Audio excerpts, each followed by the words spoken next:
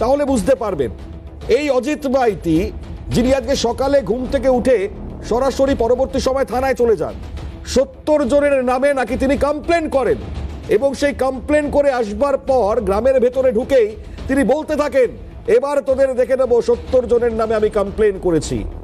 যখন আস্তে আস্তে ঘুম ভাঙলো গ্রামের মানুষদের, প্রত্যেকে বেরিয়ে আসলেন এবং সেই দৌড় আমরা দেখতে পেয়েছি। এরপর মাইতি বাবু যা দৌড়লেন সেই দৌড় একটুখানি দেখাই আপনাদেরকে।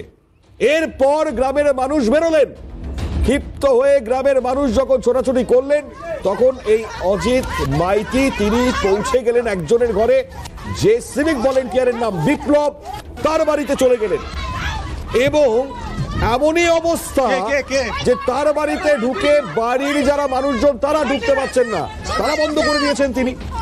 গ্রামের মানুষজন এতটাই ক্ষিপ্ত তাকে ধরবেনি এই চলছে গোটা পরিস্থিতি। এরপর সংবাদ মাধ্যম পৌঁছে যখন তার সঙ্গে কথোপকথন শুরু করলো যে কেন এতটাই ক্ষিপ্ততা, কেন বারবার এই পরিস্থিতি, এর আগেও দেখেছেন জুতো পেটা করবার মতন ছবি এই অজিত মাইতিকে করেছিলেন, আর আজকে প্রাণে বাঁচবার জন্য ঢুকে গেলেন ভেতরে একেবারে।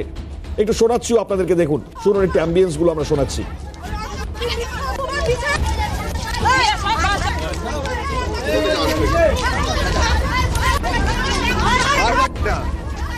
গ্রামবাসীরা এবার কি বলছেন এটা শোনাই আপনাদেরকে। সেই সময়টা মানে আমি এই গোটা নাটকটা দেখাচ্ছি আপনাদেরকে, দেখুন।